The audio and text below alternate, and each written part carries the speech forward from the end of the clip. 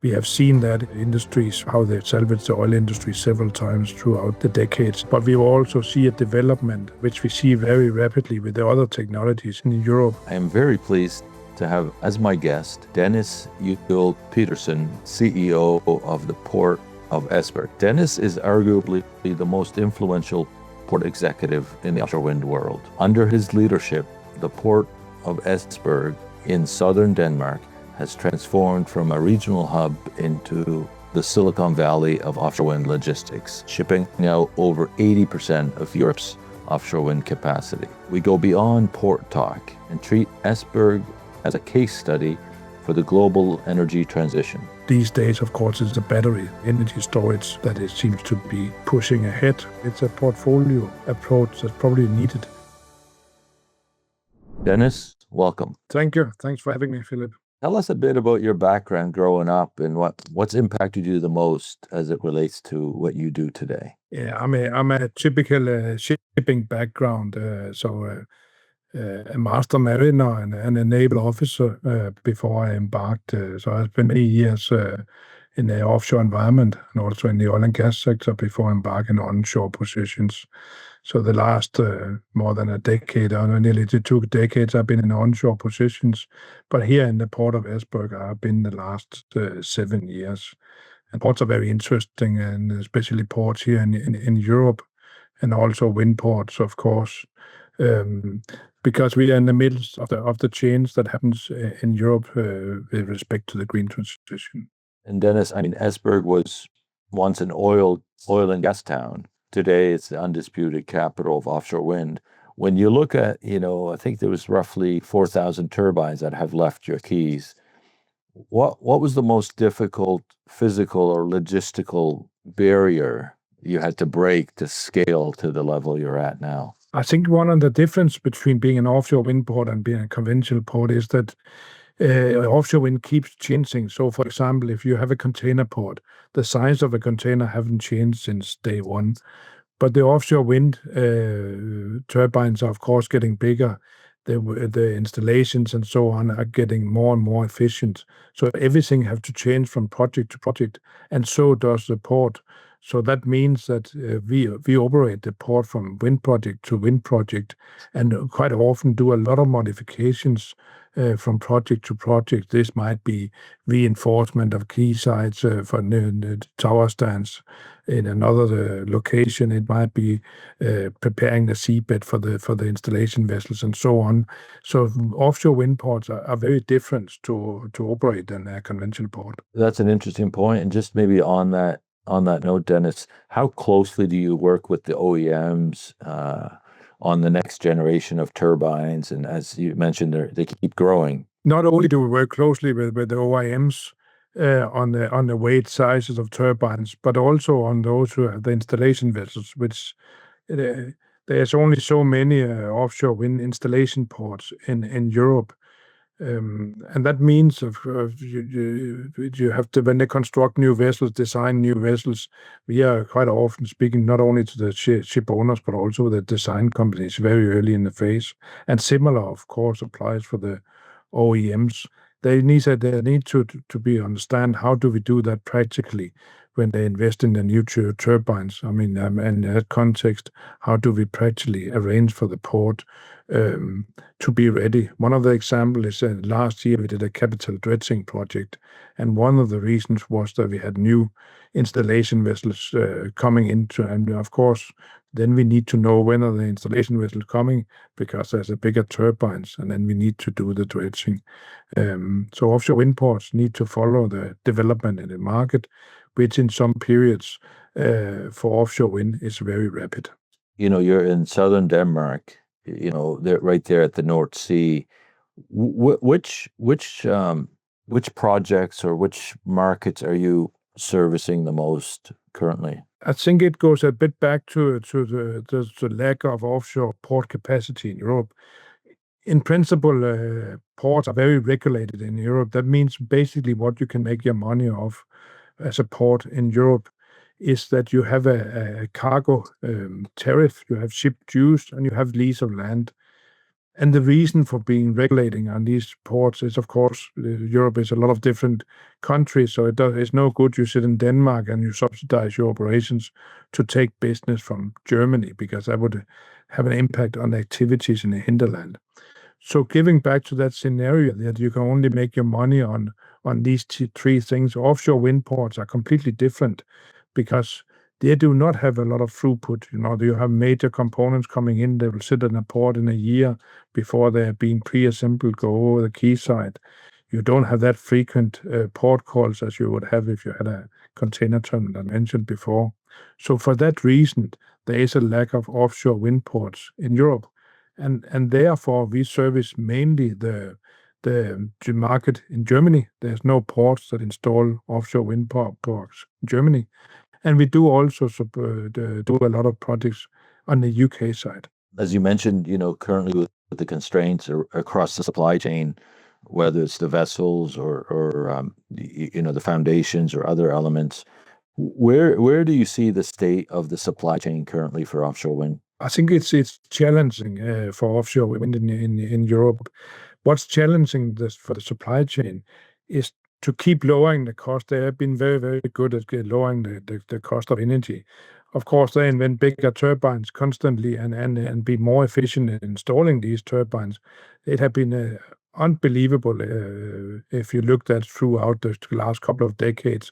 To put an example, I think the first wind turbines being installed out here more than a decade ago took 28 days to erect. Now they do it in less than 12 hours, and the turbines have grown much bigger. So this is a really development. So in that perspective, the industry is developing out, delivering. But on the other side, it's so hard with the permitting and the clarity. So even though we see a lot of political aspirations, it's not there. And then it makes the industry very, very hard to keep investing if you don't have a clear pipeline of potential projects. And that clear pipeline is ruptured, not by all other things, but mainly because of the energy markets in Europe, of the permitting to build the wind farms, and so on. Not because it's not good business to make offshore wind. It certainly is, and it's a low cost of that power. But there's a lot of other factors that play into the industry. So the lack of certainty and projects coming online makes the investments very hard. And of course, you can argue the bigger the wind farms gets, the bigger the turbines and so on, the investments grow very, very significant. So there will be fewer companies investing in these projects, and tend to be the big energy companies today that invest in these big offshore wind projects. Do you think there are certain elements that the regulators and policymakers are missing that they could do differently to streamline and improve the industry? Yeah, I think that what you're looking on is that that's one thing, that they can do a lot of things. They have done a lot of things and keep working on it, but you still have the paradox that if you have a target set for EU and you have to build a lot of offshore wind, and then suddenly an auction fails, we have quite a lot of auction fails, things doesn't progress as you have planned. And then, of course, next time you even need to build even more. And that means, you have to put out even bigger wind parks up for tender and for the auction rounds. And that means you have even few bidders on it. And those bidders, they tend to be big energy companies who, of course, have a lot of options of where they should put their capital all around the world. So you tend to have that paradox that, you need bigger and bigger wind parks. You need to do more and more every time you're delayed if you want to achieve that target, which of course is very interlinked to the competitiveness of Europe. Because if we got to have all the data centers and all these things and be part of that, the tech development, then of course we need a lot more power. And that the only option we really have in Europe, or one of the options, is a lot more of green power. So do you see that paradox going into the situation here? And of course, it's really hard being part of that supply chain to follow that.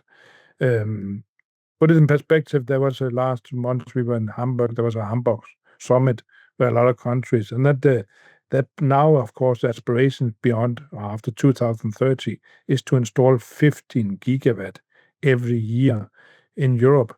last year, I think it was 3 gigawatt. So you can imagine if we had to achieve that in 4 years, everybody had to start building ports, vessels, production plants for more wind turbines and so forth. That is probably not going to happen. That means already now the 15 gigawatt a year from 2030 is probably not that likely. How do we solve the paradox, to your point? Like, are there elements that would help? Yeah, and maybe we have to look at it from each of the countries. So there's a difference.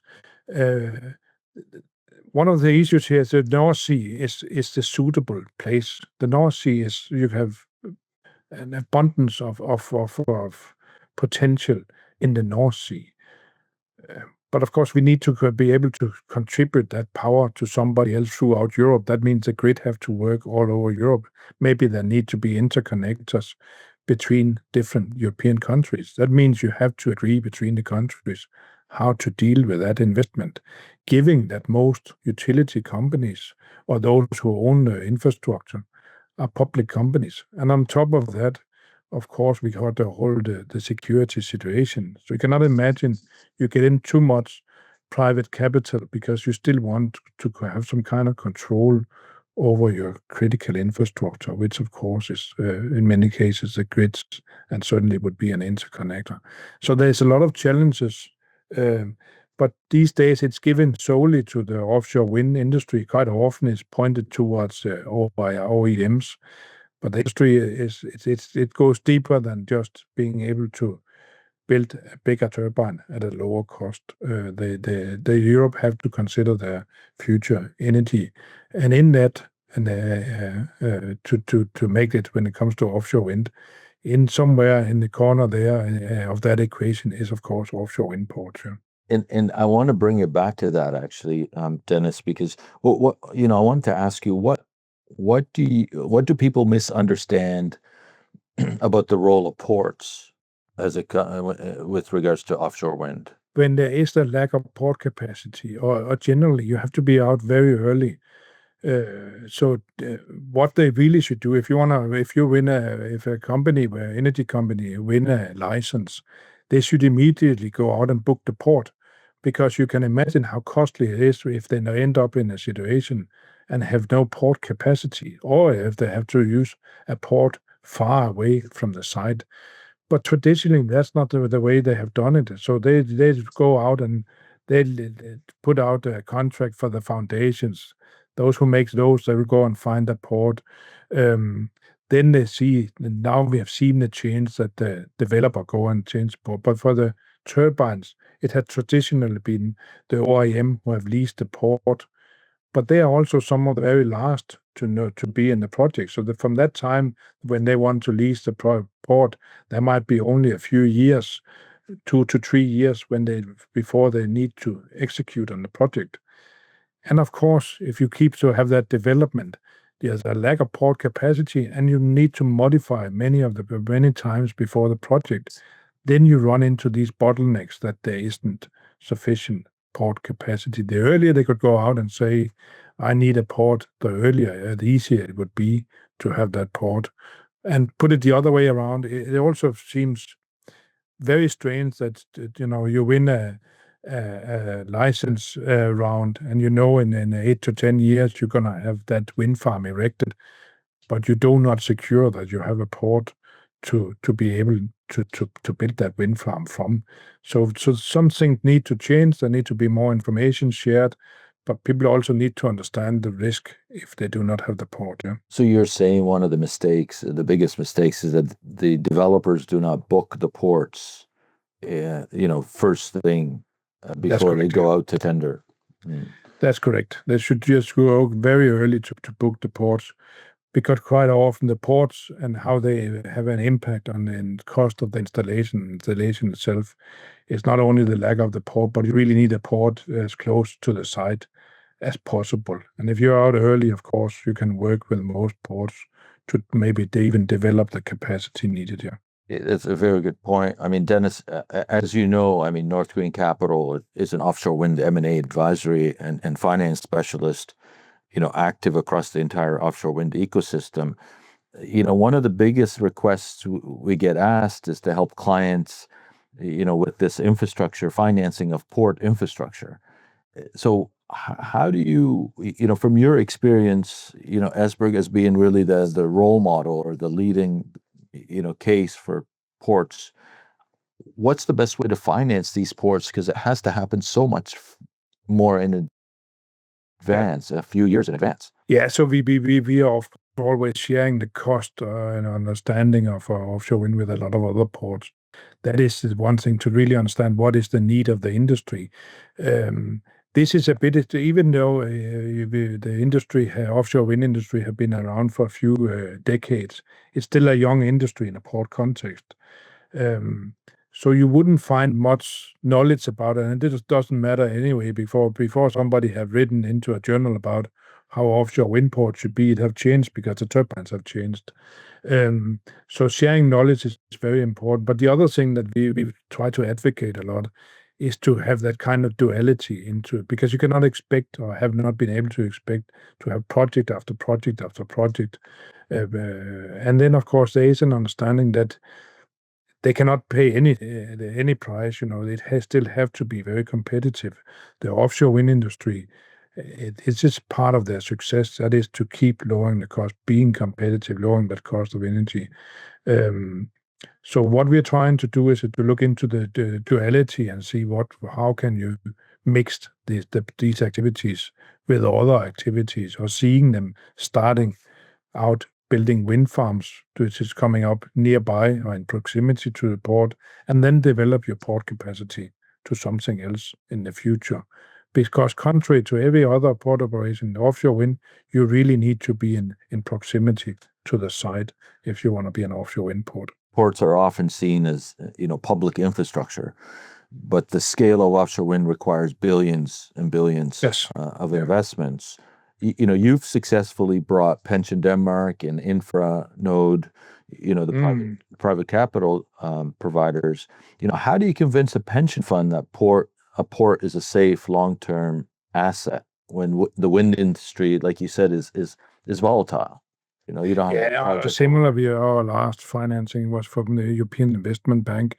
Similar as that, whether you have from a bank, a fund, pension fund, they need to see the duality of the port. They need to see that yes, you might only have a decade you develop offshore wind farms, which is to be developed, these projects in proximity to the port. But then afterwards, you have to use the port for something else. You have to have a plan for that, because you cannot only have a plan and say, I'm going to build an offshore wind port, and then I hope that somebody's going to build enough offshore wind parks just 100, 200 miles from here in a foreseeable future. And on the flip side, of course, these are also attractive investments if you have a long-term view, because ports are going to be there not only in 10, 20, they're going to be there in 100 years as well. So in that perspective, from a pension fund, you can look at things very, very differently. I mean, these are long-term, 100-year investments. You talked a bit about the duality. I want to go back to that. What are some of the other complementary uses that you've seen, maybe not just at the Port of Esbjerg, but maybe other examples globally? So it varies a little bit. But what we are using, we use the duality. We use it for modular goods. We are part of the European transport network, so having roll-on, roll-off routes and more trailers and all that is part of how we mix the claims. We also mix it. We also a military port, so a lot of the contribution from US into Europe, transporting all this military equipment go through our ports, and these are some very good examples of dual-use ports. But we have also seen other projects where they start up, and that could be with foundations, and then they hope afterwards they can use the same and convert them into to something else with ro-ro or container terminals. So it might also be a thing to start a new greenfield development that we have seen. And these greenfield development of new ports, which is really needed as well, they need to have a step 2 or 3 and 4 and so on, because you have a piece of infrastructure that's going to be there for a long, long time. So I bet you the day that the wind turbines, they need to be taken down as well, in the North Sea. We're gonna be here as a port. So that's how you have to think as a port, part of the port administration. Yeah. Are you involved in any of the O&M activities as well? Yes, we are involved in all of them. Everything from the day to day when we have wind farms very close to the port, within 1.5 hour sailing distance, with the crew transfer vessel, we are involved in that. We are involved in also with the bigger vessels, which are out there for a couple of weeks, the service operation vessel. For we are also involved in major component chains. And then, of course, the business model is different. Well, if you have an installation project, yes, you prepare a site, you make money on the pre-assembly side, preparing that, leasing it out to the developer or OEM to their specification. You prepare the site. If you are into change of or the O&M activities, yes, as a port, you might, which we also have, construct warehouses, lease out warehouses for these activities. It's a bit that business model change, and of course, we also have the cabling and so on, array, export cabling, storing these. So the wind industry offers a lot of opportunities, and you need to embrace these. But of course, it requires a bit different business models. But we embrace the whole part of it, even the mobilization and demobilization, preparing all the seafaring and all that through the local shipyards. That is being done here in large scale as well. You talked about some of the business models. Like what do you see as kind of the key business models? I think that the key business model is to have the agility and the flexibility to go into to change things around as it's needed for the industry. And then, of course, from a port administration perspective, you really need to understand the industry, and you need to be able to communicate with them, because they are changing constantly. The requirements are changing, and somewhere in between, you need to have that dialogue. You need to have that collaboration to find the model that works for both parties in order to stay competitiveness. So it is definitely the flexibility and the agility that makes us keep being in this business and keep being very competitive. How do you mitigate single project risk? One of the biggest fears of port investors is that gap, the period between, massive projects. How does the Port of Esbjerg structure, your commercial agreements so that the port remains profitable, even if a major developer, has delays of FID or other factors? Yeah, this is common. It's very common that we see these delays. We are also in the lucky position that we work a lot with our onshore wind. So you need some of the same skill sets in a port. You need to be able to handle these very large components. So we also have a lot of onshore activities, and then we tend to fill these in on some of the areas if we see delays. And as I said, we also often even fill in cars in the same areas, trailers and so on. So this is how we do it, because we need to have something we can easily attract if we suddenly sit in a situation where we have big areas available due to the delays of a project. Then, of course, we have the commitment towards our clients to go out and lease that areas out to something else if they're delayed. And in our case, that have been onshore wind, it has been the automotive, and to some degree also trailers for road. Are there other uses that you leverage to kind of fill in those gaps? Of course, we have we haven't been exercising that much, but then, of course, you can also look at other and take in the foundations. Because of the lack of port capacity, we haven't really seen in Europe a lot of ports catering for all offshore wind projects. Some tend to be specialized in dealing with the foundations, and some, like our ports, is dealing with the offshore wind turbines. The reason for not crossing too much between these is, of course, we have a certain supply chain that works towards offshore wind turbines. Not only are we, for the OEMs, they're used to this port, but all their suppliers, which are local companies. There's around 60 companies locally here that works with the offshore wind industry, and they work specifically for pre-assembly and work on the service regarding to the wind turbines. If we take in a lot of foundations, they would be without work. So for port, we have to consider this social economical effects as well. Yeah. Dennis, I want to go back to something that you talked about, the paradox. There's big ambitions to grow and deliver 15 gigawatts, in Europe per year, but there's not enough capacity on ports and others. What is it that investors are missing? Why aren't there more ports being built? One of the things that is hard ports are very regulated, so it's hard to build the model and say, okay, we've seen it somewhere where for example in UK where they think then I'll do more services, right? So you add more services, and that way you make your business model work. And I think that is still a tricky thing, because that means that the OEM, whoever you're going to work with, would have to make changes in supply chain to use your company to do pre-assemblies, as an example. That is a risky business. But the key thing is, I think that the ports really need long-term financing, right? They need something that you can finance beyond the 20 years. You can put it the other way. If you make a quayside and you depreciate that over 50 years, it would be nice if you could have loaning financing possibilities similar to that. And I think that is general for the port infrastructure in Europe, and why it's not being upgraded as it should. The financing possibilities is not seen in a long enough perspective. You could put it in similar to if you had to have a mortgage on your house, and you could just get a 5 years mortgage. Then of course it will also change the housing market. And a 5 years mortgage is probably, from a house, is probably similar to a 20 or 30 years loan for a port, giving that the same quayside is going to be there the next 50 or 100 years. Yeah. I mean, we see governments obviously heavily indebted in lots of sovereign debt, whether it's municipal or state level. Yeah. Where do you think the capital? I mean, there's limited government resources or public capital. Yeah.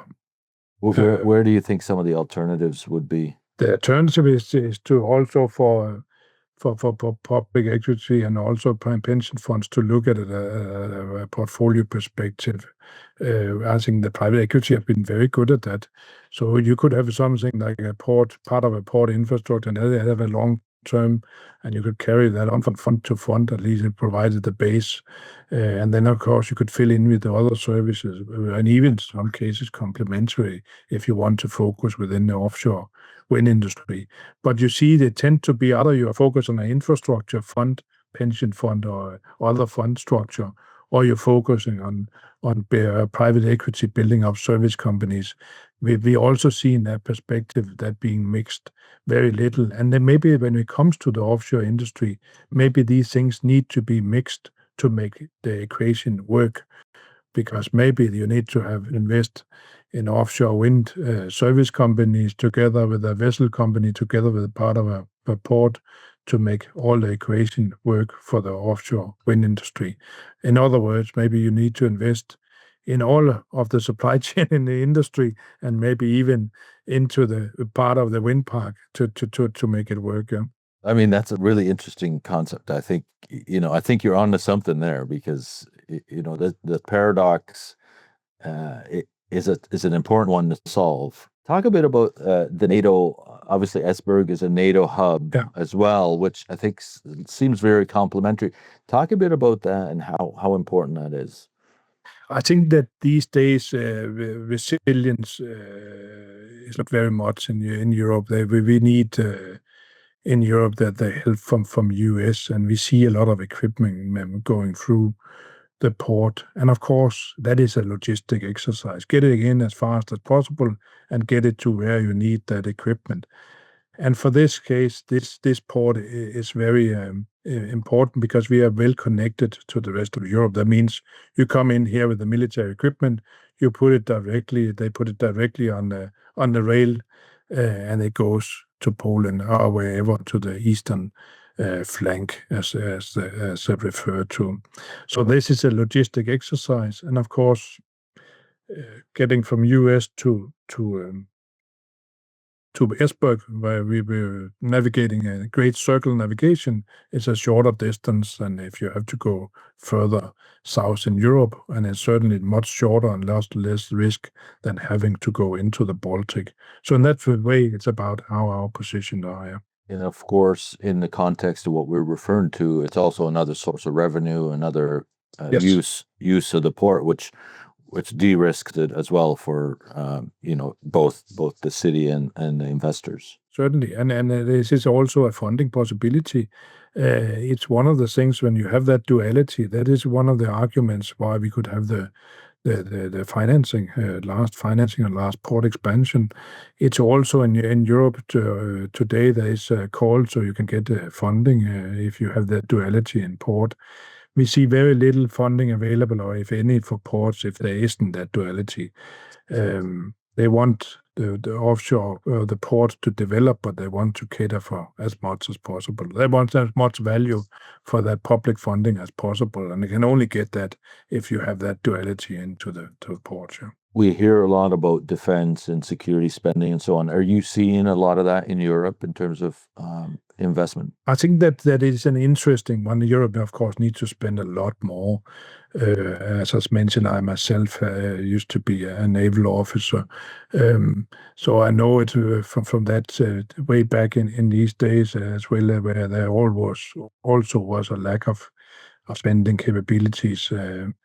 So everybody is hit on back footing here in Denmark as well. It's the same. We see spending, but you have to remember the Cold War was in the 80s. So it's also about how to build up these military capabilities in a very short span. It's not only spending, it's also the capabilities that need to be built up.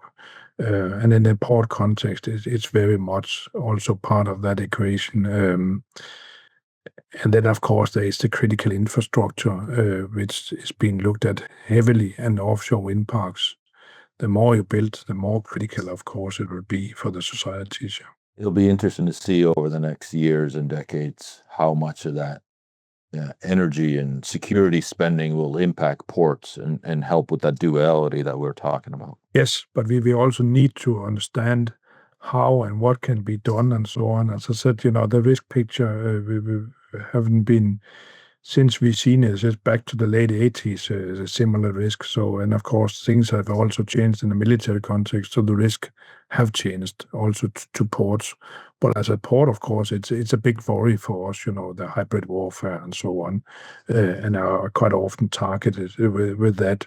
So there is a learning curve, and of course, we are coping as good as we can. But from that perspective, ports need to work together with the authorities on all different kind of levels, but also cross-learning with other authorities, people we normally wouldn't have worked with within the military, for example. Yeah. Dennis, I wanted to get your perspective on kind of the global perspective. You've had a lot of visitors from the U.S., from Taiwan, Yes, from Australia. Yes. Looking at what we call amongst us the Esbjerg secret, right? It's what's the one thing they usually get wrong when they try to replicate your success in their own countries? When you look at Esbjerg here, this is a port city. It turned in, and it's a very young port. We are only 155 years old, so in the port context, it's a very young port. And we have seen the change here, starting from a port where we export to the United Kingdom, which we still does, but then we became a fishing port, oil and gas port, offshore wind in the last couple of decades. So a lot of it is studying the change.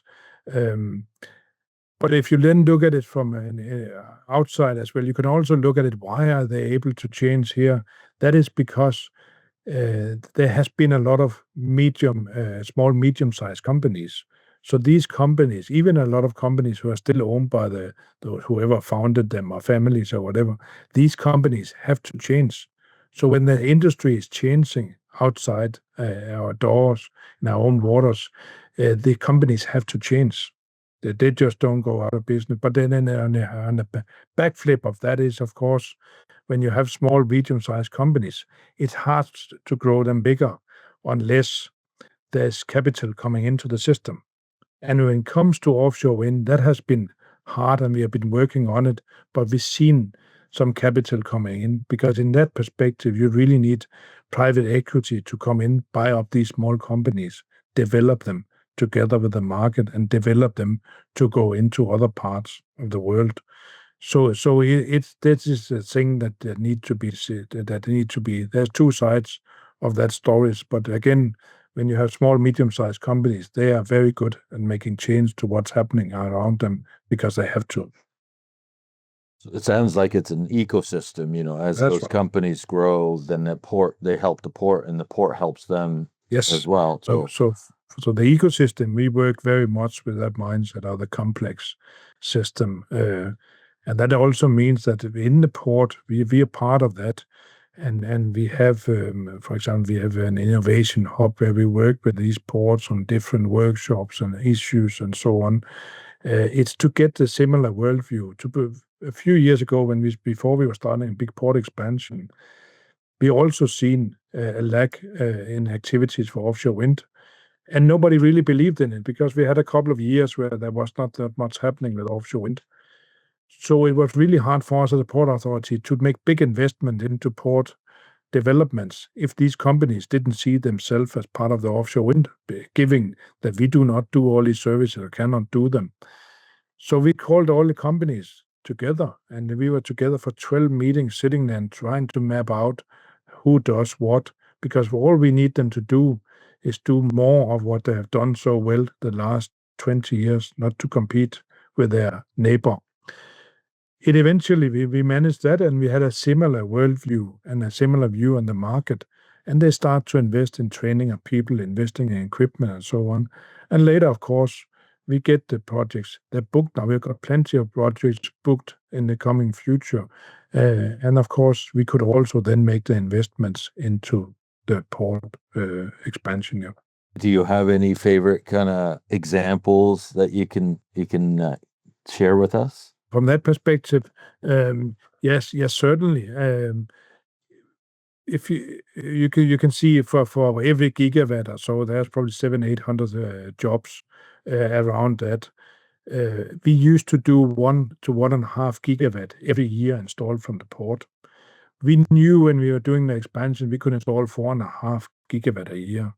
So in principle, these companies had to invest and do 3 times more. Unless so, and if you're a port, you are part of an ecosystem. The space is there, the companies are there. You cannot just get somebody new to work in their offices or warehouses. It is what it is, So that's where we start to seeing, and then once they agreed on that, they start to make the investments. And of course, you have to remember, we were only one part of these 12 meetings are advocating for that. But we also had in the meetings where were representatives both from utility companies, developers, and also for the 2 OIMs here. And of course, it could also have been their view of the future that made the local companies change and invest. But it's definitely needed that you have a similar view on the future. Otherwise, and I believe in it. Otherwise, offshore wind can become very uncertain looking at from the outside. Yeah. It sounds like you have a lot of different stakeholders and different companies and industries involved. So really, it's a true ecosystem collaboration. Yes. And that is, of course, also needed from offshore wind ports, because you have to work with people you do not normally work with as a port authority. You need to, as we started out saying, you need to work and understand what is the next turbine size they are going to develop, what is the weights of that, what's the next installation vessel, and so forth. Yeah. We talk about that a lot, and as the turbines keep growing, there's a question in the industry, how much bigger can they get? What's your view on that? Yeah, I mean, we of course follow it closely and see where they're failing. We have a test site here, but even when they're testing in China, we are following that and seeing when things go wrong. In that perspective, it's a small industry. If something goes wrong, these pictures everywhere in the industry. I think that for the next generation, they need to do some changes, but it doesn't stop there.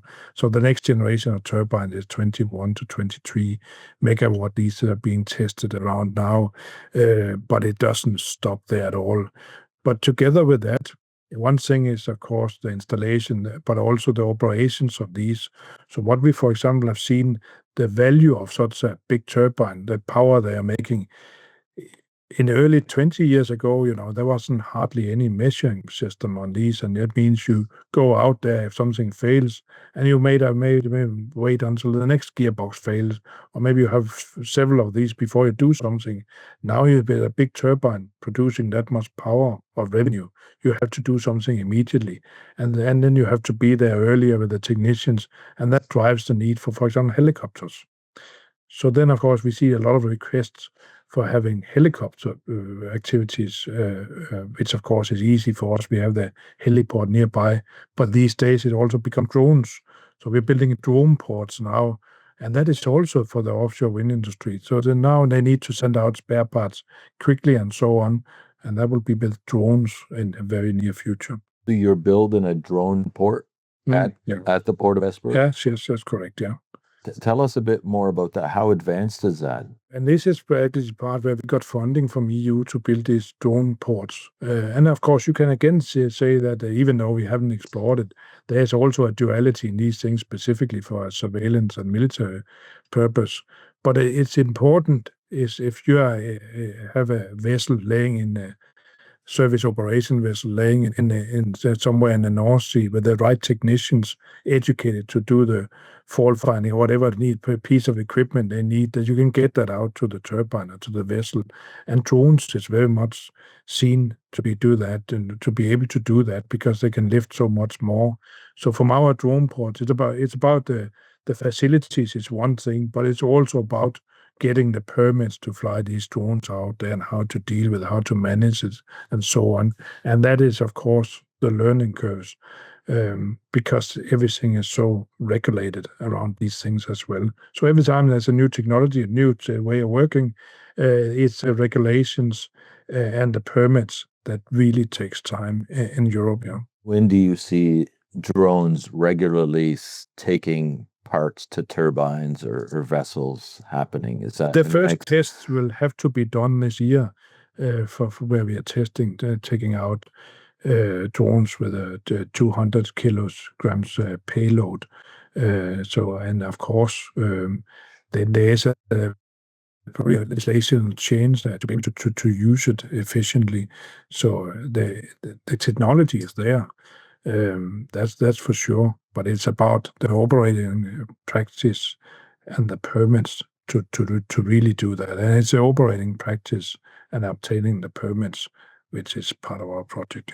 So these drones would carry up to 200 kilograms. That's correct, yeah. And you see those tests happening this year?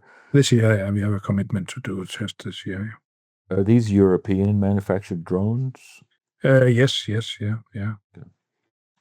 Excellent. It's fascinating. Again, the dual use in the military, offshore wind, all those aspects as it relates to offshore wind ports.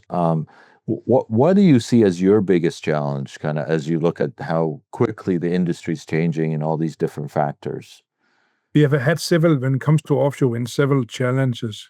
One of our key challenges is that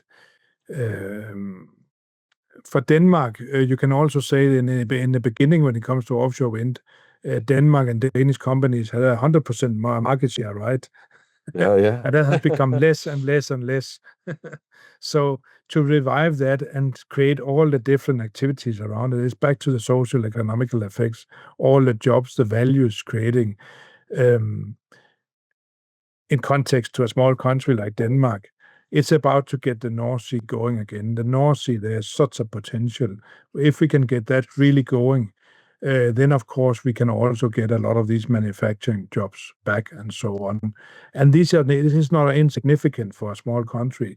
If we had imagined that we had a big nacelle factory here in Denmark, the export of these nacelles for a normal one of the bigger factories, maybe producing 250, 300 nacelles a year, that was equal to 5% of Denmark's GDP. Wow. So it Significant. really have an impact on a small countries like these, many like in Denmark. So for us, it's pretty sad to have lost that market share. Again, if we want to get that back, we really need to get the North Sea going. We have been trying with the PTX industry, advocating for the hydrogen production, ammonia, and so on, but it's certainly delayed and it's not there yet. And I don't see in the near future that the industry in Germany is adopting that. Yeah, I agree with you. That's definitely delayed. What are some of the other challenges? You mentioned there's a couple of challenges. Yeah, so when it comes to the offshore wind industry, we are in a good position because there isn't that many ports and a well-developed supply chain here, no doubt with that. So the other challenges, of course, we have to say no to several jobs, and that means to really be able to support the industry, we need to work with other jobs, ports around Europe. We have looked at duality into the port use. Now we have to look into multiple port use and work together as seaports. That is certainly a challenge that needs to be solved because otherwise we wouldn't be able to do more with the same capacities. That's a very good point. Yeah. I think that's something that others are not seeing yet, but working together, collaborating across ports is really key for the industry. So we have done that. We have a port alliance with a few ports that works in the industry today. It's ourselves. It's a port of Hull associate-based ports owned in UK. It's a port of Cuxhaven, it's Emshaven, it's Ostende, it's St. Nazaire, and the latest ports we're working with is Stettin and Świnoujście in Poland. And this is because, for example, Siemens Gamesa have a big blade factory in Hull. So when they produce a blade there and we have to install the wind turbines from here, they need to transport these blades from Hull to Esbjerg. So imagine they store them and they book the space store them for a certain period of time. And then, of course, they book the some space when they're coming up here. And if there's overlap there in the timing, and of course they were avoiding some risk into their operations, that overlap, which they consider as minimizing their risk, that is port space for us and Hull. If we can minimize that, then we together have more port capacity. So it's more coordination on schedule and timing. Yes, and things like that's that. one thing. The other thing, of course, where we are used to this, when they are delayed in Emshaven, we've seen that with the foundations, installing foundations. Yeah, then we know they are delayed, and then of course we know we would also be delayed installing the turbines. Again, that have an impact on port space. So a lot of these coordinations, but also on a political level, where we do. It's also always better if you have to go to your politicians, if you have help from other countries, right? It's very hard to sit in one country and say, if we get support from Germany and UK and so on, they also think that we should do more in this or that context. It's very hard for a politician to say, I don't care what they think in the other countries. So maybe just one last one on Poland. You mentioned also the port in Poland there. Yeah. Like with such a distance, like how are the collaboration synergies amongst you two? Yeah, that's because a few years ago we were part of. We knew them before that, but they were opening a new nacelle factory. Vestas have their nacelle production down there. We knew, of course, we need to coordinate with them to be efficient as well. When it comes to a nacelle transport, that goes out of the factory, but when it comes to the port, of course, it have to also be hooked up to the power. When it's sitting in the port, they need to have dehumidifiers and so on running within these nacelles. So we have to make the infrastructure ready. So it's important for us whether they store 100 nacelles before they ship them out here, or 200 nacelles before they're shipped up, and so on. So it's again a coordination. but that coordination equates to, of course, to port space in the port, and that's what we are lacking together in the offshore wind industry. Yeah. Very interesting, Dennis. I know we're almost running out of time, but I have two questions here. So if obviously with the Port of Esbjerg, you're quite advanced, but if you were advising a CEO of a tier 2 port, whether it's in North America or Asia, that wants to become the Esbjerg of their country or region, where should they spend the first couple of $100 million on? We have found that to be able to support the installation activities directly, that makes a lot of sense.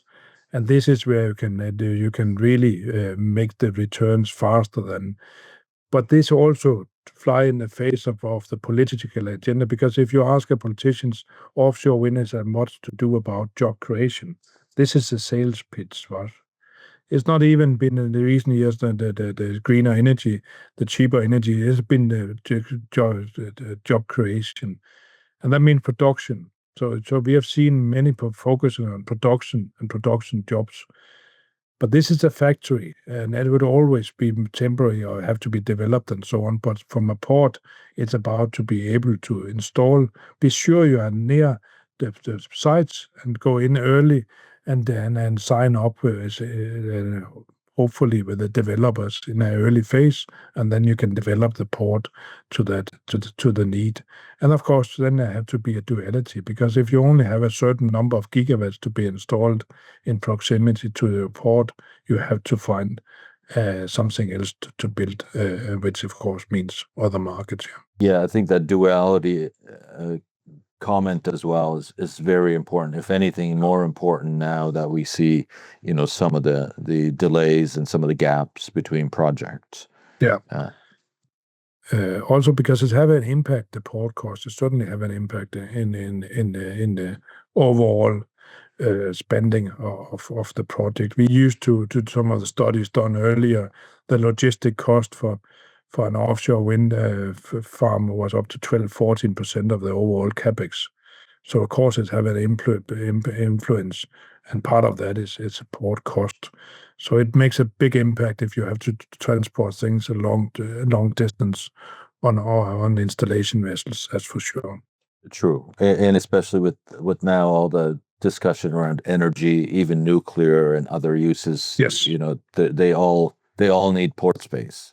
Yeah. And port uses, probably manufacturing as well. We talked a lot about the challenges, Dennis. I want to end with, what are you most excited about for the Port of Esbjerg, and then more broadly for offshore wind? I think for the Port of Esbjerg, what we are very excited about, we are not only an offshore wind port, we are also an energy port. When it comes to offshore wind, we are very excited about how we have managed to be an integral part. We are not only supplying some key sites and some water depths and so on in some areas. Now we actually own a lot of these pre-assembly sites, have set them up. So we are an integrated part. But by doing that, we have also been able to save costs for the industry, because we know that, depending on which OIM is coming in, we don't need to redo everything. So there's not a lot of demop cost.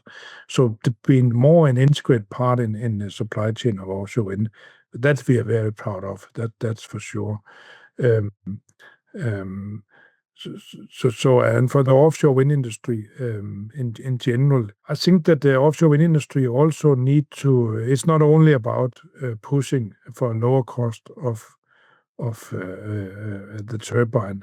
I think that the offshore wind industry need to also to look at more broadly. We have seen that in other industries where you're able to deduct some of your expenses. We saw in how they've salvaged the oil industry several times throughout the decades in the North Sea. So there need to be other mechanisms of how to do these things. But we will also see a development, which we see very rapidly with the other technologies in Europe. And they need, those who have success of energy companies probably need to mix that. So we have seen successful companies that not only are some, of course, operating within nuclear and and coal and everything else. But we also seen some very successful where they also have solar farms, they have wind parks on and offshore. But these days, of course, it's the battery, the energy storage that it seems to be pushing ahead because of the cost difference in these battery packets. Again, it's a portfolio approach that's probably needed when you operate in markets where the prices are fluctuating that heavily, as it still is in the energy markets in Europe. Yeah. Thank you so much, and I look forward to visiting you in Denmark at some point. Yeah, please do. Yeah.